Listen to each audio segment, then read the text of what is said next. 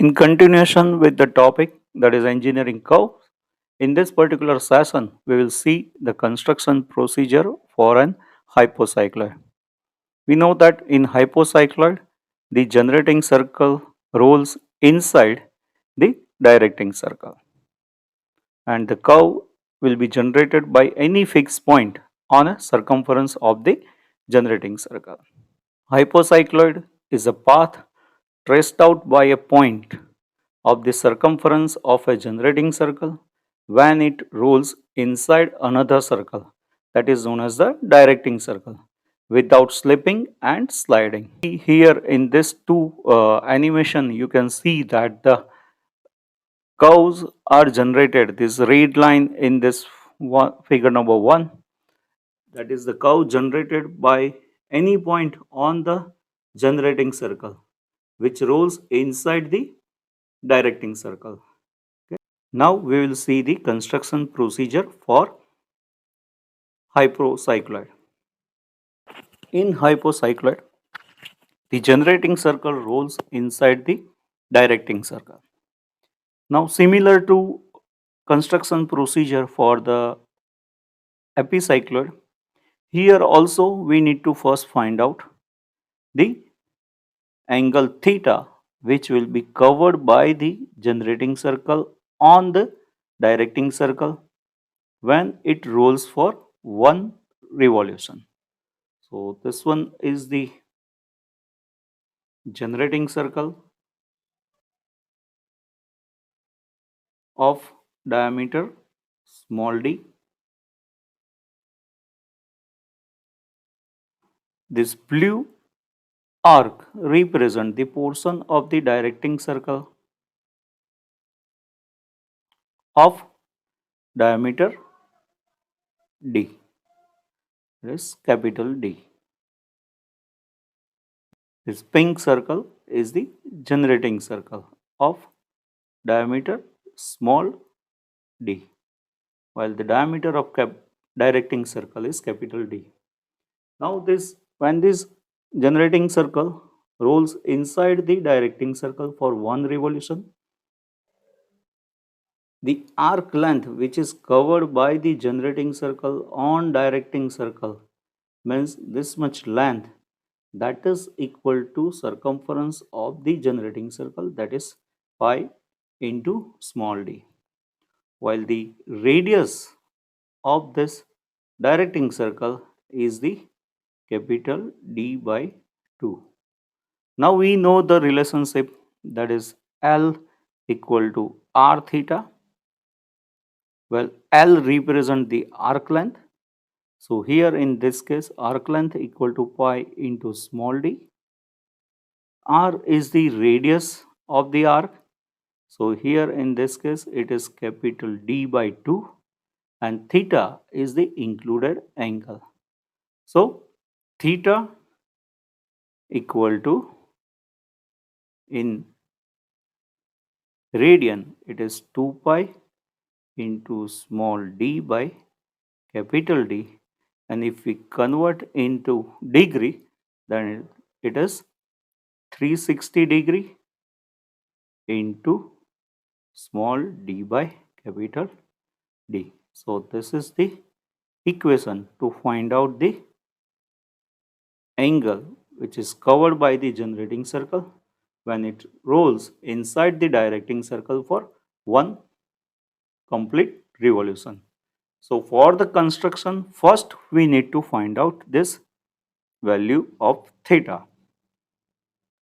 So after finding the angle theta, we need to start the construction procedure. So as a first step, draw the arc of radius, that is radius of directing circle, that is capital D by 2, and which is having the included angle, that is of theta. And we know that theta equal to 360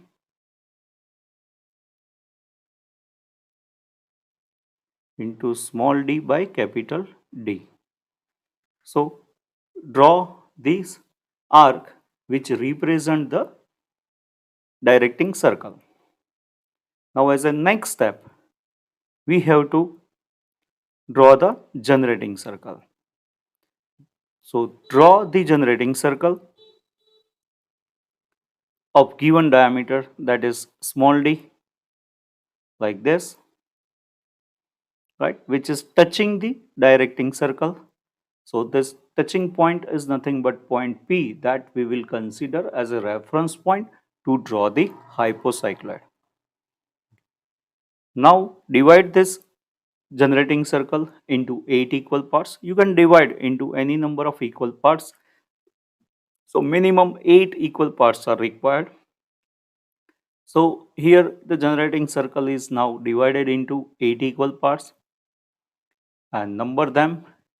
Here as the generating circle rolls inside the directing circle, the contact point, point P, which moves along the circumference of a generating circle in clockwise direction. That's the reason why the numbering of the different parts of the circumference of the generating circle is marked in clockwise direction.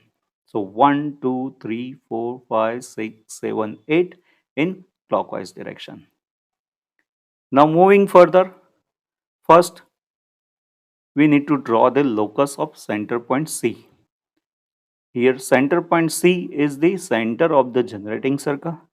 As this generating circle rolls inside the directing circle, the center point C will move along an arc which is parallel to the circumference of the directing circle. So first draw the locus of center point C. Now as the circumference of the generating circle is divided into 8 equal parts, so same way you have to divide the locus of center into 8 equal parts, and we will get C1, C2, C3, C4, C5, C6, C7 and C8. This all the different C, that is C, C1, C2, C3, C4, C5, C6, C7, C8 represents the different positions of the center when this generating circle rolls inside the directing circle for one complete revolution. If you have divided the generating circle, circumference of generating circle into 12 equal parts, then you have to divide the locus of center C into 12 equal parts. So here we have divided into 8 equal parts. Now you have to draw the arc from 1, 2, 3, 4, 5, 6, 7 and 8 points. Okay, so draw the arcs from passing through point 1, 2, 3 and 4. So you will obtain this kind of arcs. All the time the center of directing circle is considered as a center. Now we have to consider the position of the generating circle at different centers C1, C2, C3, C4, C5, C6, C7 and C8, and accordingly the position of point P which moves along the point 1, 2, 3, 4, 5, 6, 7, 8 that you have to mark at different positions of the generating circle. So starting with that procedure, the point P1 will be the new position of the point P when this generating circle will starts rolls inside the directing circle, and the center point C will reaches to the point C1. So P1 can be obtained by considering C1 as the center and draw arc of radius, that is the radius of the generating circle, that is small d by 2, and considering the arc on the arc passing through point 1. So if we consider the generating circle at this location, okay, then point P will move to the 1 position of point 1. So C1 as a center, draw arc of radius d by 2 on arc passing through point 1. So this will be the point P1. Similar way, when circle moves further and reaches to the point C2, the point P will move to the point 2, right? So P2 can be obtained by considering C2 as a center, radius equal to d by 2, draw an arc on arc passing through point 2, we will get P2. Same way P3 is obtained. For that, C3 as a center and radius equal to d by 2 arc on the arc passing through point 3. We get P3.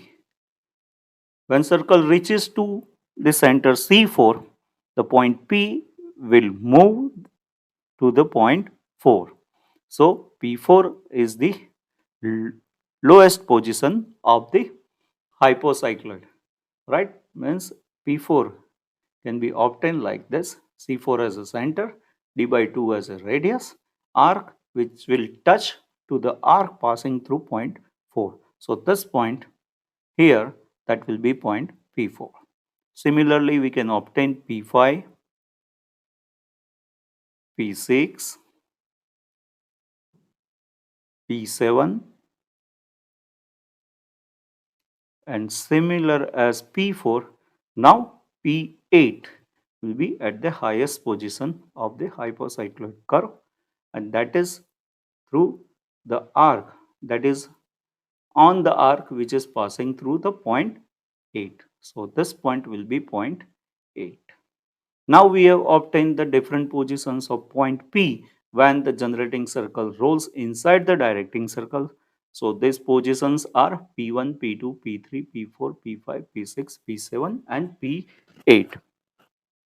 Now to obtain the hypocycloid, draw the smooth curve passing through the points P, P1, P2, P3, P4, P5, P6, P7 and P8.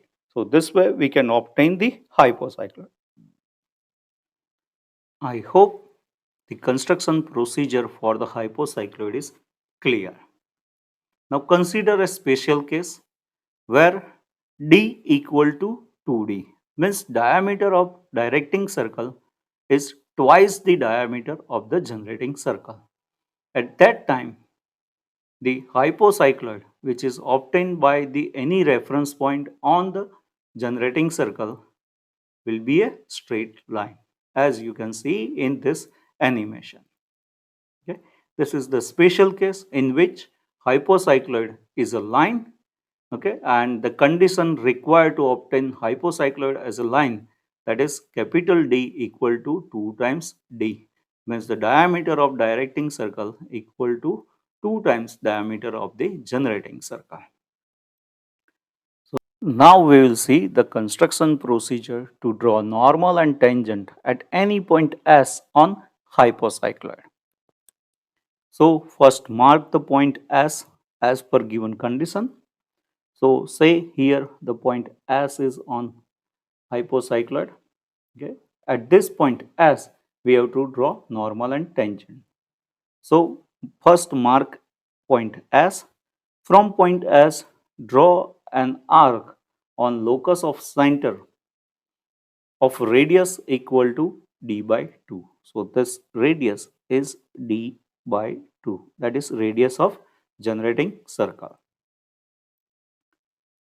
So we can obtain the CS. Now from CS, draw a radial line passing through the center of the directing circle,